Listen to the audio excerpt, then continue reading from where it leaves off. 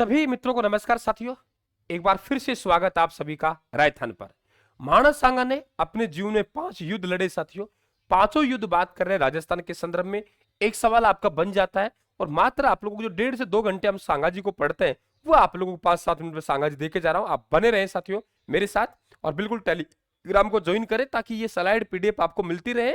और जो विद्यार्थी राजस्थान जीके को और मजबूती के साथ करना चाहते हैं तो मात्र 299 रुपए में राजस्थान जीके का लाइव बैच लॉन्च कर रहे हैं साथियों।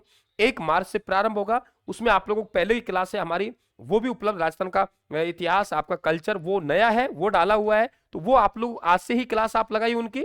और लाइव बैच आप लोगों के यानी रिकॉर्डेड लाइव दोनों उपलब्ध होगा आप लोगों को। तो जो विद्यार्थी है पहले से ले रखा है उनको लाइव बैच लेने की आवश्यकता नहीं है, वो आप लोगों को फ्री मिलेगा जो विद्यार्थी ने पहले से कोर्स ले रखा है। तो फाउंडेशन बैच लेना, foundation foundation foundation Rajasthan GK वाला। बाकी सेकंड ग्रेड का रीट का तो अलग है, उसमें भी आप लोगों को इस क्लास में मिलेंगे। बेटा देखिए, महाराणा सांगा जी की हम लोग बात करें। महाराणा सांगा जी का जन्म हुआ है वो 1482 में हुआ है। महाराणा सांगा जी का जन्म हुआ है वो कब हुआ है? 1482 में हुआ है। और ध्यान रखें आप लोग, महाराणा सांगा जी का जन्म कब? 1482 में। और इनके पिताजी का नाम क्या था? रायमल था। ये तो आप लोगों को कॉमन सा ध्यान रखना है, ठीक है। और रायमल जी का निधन हुआ 1509 में। तो 1509 में राजा बने और 1528 तक महाराणा सांगा राजा रहे, ठीक है। ये आपको ध्यान रखना है। इन्होंने 5 युद्ध लड़े, जिन 5 में से अगर हम लोग बात करें आप लोगों के कि 4 युद्ध दिल्ली के शासक से लड़े। जैसे यहां हम लोग बात करेंगे कि दिल्ली ये अपने साम्राज्य को बढ़ाने चाहते थे, तो आपका यहां पे पहले दिल्ली का शासक इब्राहिम लोदी होगा। तो इब्राहिम लोदी से 2 युद्ध लड़े जाएंगे। फिर तीसरा युद्ध गागरोन के युद्ध होगा, वो मालवा के राजा से लड़ा जाएगा। यानी ये युद्ध इधर हो रहा है, ठीक है, मालवा की तरफ हो रहा है, ये युद्ध इधर हो रहा है।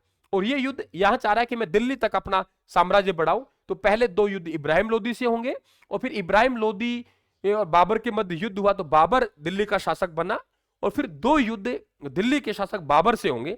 एक युद्ध मालवा के राजा है, उनका नाम महमूद है, और महमूद खिलजी। एक महमूद खिलजी कुंभा के समय हुआ था सारंगपुर के युद्ध में, तो ये महमूद खिलजी द्वितीय है, आप लोग ध्यान रखेंगे। तो पहले खातौली का युद्ध, ये ध्यान रखें, खातौली आप लोगों के साथ वर्तमान के अनुसार कोटा में पड़ता है, आप लोग चेक कर लेना। 1517 में हुआ। प्रथम पक्ष सांगा था, द्वितीय पक्ष इब्राहिम लोदी थे। और इस युद्ध में विजय हुई वो किसकी हुई? सांगा की हुई। बाड़ी का युद्ध फिर लड़ा गया, बाड़ी धौलपुर में पड़ता है 1518 में। महाराणा सागर इब्राहिम लोदी के मध्य, ध्यान रखें इब्राहिम लोदी का यहाँ पे मियां माखन थे, तो यहाँ पे भी सांगा की विजय हुई। तीसरा युद्ध गागरोन का लड़ा गया, गागरोन झालावाड़ में है। मालवा के शासक महमूद खिलजी द्वितीय से, महमूद खिलजी प्रथम। ध्यान रखना, कभी भी गड़बड़ मत करना आप लोग। अगर आपसे पूछे महमूद खिलजी प्रथम, बेटा सारंगपुर का युद्ध, सारंगपुर का युद्ध कब लड़ा गया? 1437 में। तो वहां पे हमारे पास में कौन थे? वहां पे महमूद खिलजी प्रथम थे। और इनको पराजित किसने किया? तो इनको पराजित महाराणा कुंभा ने किया, जिसके उपलक्ष्य में विजय स्तंभ का निर्माण करवाया। तो गागरोन का युद्ध सांगा के समय, ध्यान रखें, द्वितीय है। और यहां बात करेंगे आप लोग सारंगपुर के युद्ध के समय प्रथम है। गागरोन का युद्ध हो गया, इसमें भी कौन जीता? सांगा जीता। बयाना का युद्ध, देखिए पानीपत के युद्ध के बाद जब सेना लौट रही थी तो ये बयाना पड़ता है भरतपुर में। तो यहां सेना, बाबर की सेना और सांगा की सेना के मध्य क्या हुआ? युद्ध हुआ, जिसमें बाबर की सेना पूरी तरीके से क्या हुई? पराजित हुई। और बाबर की सेना जब पराजित हुई तो ये दिल्ली गई, तो दिल्ली को पूरी दास्तां सुनाई। तो फिर इन्होंने मना कर दिया कि आगामी अगर कोई युद्ध होगा तो हम इस युद्ध में नहीं जाएंगे, क्योंकि सांगा की सेना है ये तो हारने जीतने के लिए नहीं, ये तो मरने और मारने के लिए, मरने व मारने के लिए लड़ाई लड़ती है। और हमने देख लिया किस तरीके से हम युद्ध नहीं करेंगे। बाबर ने अनेक प्रलोभन दिया साथियों, लेकिन सेना नहीं मानी। और अंत में खानवा का युद्ध होगा, जिसे जेहाद का युद्ध घोषित किया गया। जेहाद का युद्ध है मतलब धर्म का युद्ध, कि जेहाद का युद्ध, कुरान की कसम दिलाई गई कि आप युद्ध लड़ेंगे धर्म के रक्षार्थ। तो ये 16 मार्च 1527 को तो हमारे पास बयाना का युद्ध हुआ। 16 मार्च, 16 फरवरी और 1527 को बयाना का युद्ध हुआ। और हम लोग कहेंगे 1 माह, कितना? 1 माह और 1 दिन। 1 माह मतलब 16 की जगह फरवरी की जगह मार्च आ गया, और 1 दिन यानी 17 मार्च। यानी बयाना का युद्ध और खानवा के युद्ध में 1 महीना और 1 दिन का अंतर है। तो बयाना का युद्ध भरतपुर 16 फरवरी 1527 को हुआ। अगर हम लोग बात करें खानवा का युद्ध, ये 17 मार्च 1527 को हुआ। दोनों युद्धों में 1 महीना और 1 दिन का अंतर था। इस युद्ध में, बयाना के युद्ध में भी सांगा की सेना जीत गई। अंत में युद्ध हुआ खानवा का युद्ध। खानवा का युद्ध भरतपुर में हुआ। कौन सी नदी के किनारे? रूपा रेला नदी के किनारे। इस युद्ध से पहले महाराणा सांगा ने एक प्रथा का प्रयोग किया, पाती प्रबंध प्रथा। और पाती प्रबंध प्रथा के द्वारा बहुत से राजा और महाराजा वहां पहुंचे। वो कंजर जनजाति से संबंधित है, वो है पाती मांगना। पाती मांगना एक प्रथा है जो कंजर जनजाति चोरी करने से पहले हनुमान जी और चौथ माता की आराधना करती है। ये पाती प्रबंध है, युद्ध में शामिल होने के लिए भेजी गई चिट्ठी। बहुत से राजा आए, बहुत से राव आए, और इसमें सांगा का जो सेनापति था वो अलवर के थे, असन खां मेवाती। असन खां मेवाती। और महाराणा सांगा का छत्र धारण किया वो था झाला अज्जा। झाला अज्जा ने छत्र धारण किया। वो ध्यान रखना आप लोग बेटा, वो जहां झाला बीदा था वो ध्यान रखें, वो महाराणा प्रताप का छत्र धारण करेगा। हाकिम खां सूरी था, वो महाराणा प्रताप का सेनापति है। ये असन खां मेवाती है, ये महाराणा सांगा का सेनापति है। और झाला अज्जा छत्र धारण करेगा। महाराणा सांगा ने युद्ध में मूर्छित अवस्था में हो गए थे, तो महाराणा सांगा का जो इलाज करवाया गया था वो बसवा में करवाया गया था। बसवा दौसा में आज भी महाराणा सांगा का चबूतरा है।